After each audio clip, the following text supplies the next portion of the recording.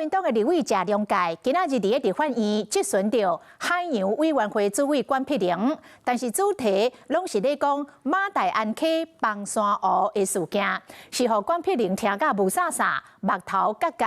最后发现，原来是谢龙介认唔到人咯，甲关碧玲当作是内政部长刘世芳。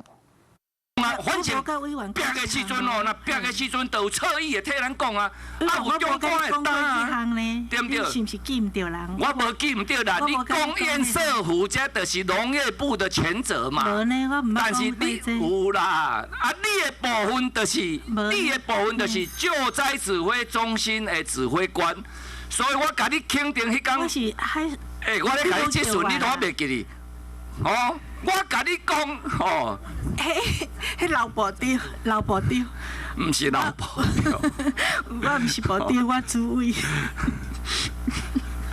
后来会当看到关碧玲是笑甲安尼，一直笑，谢龙介嘛一度真硬腰，伊发现家己认唔到人，是赶紧甲话题踅倒转来，一直到质询的时间9点，结束这个硬腰的局面。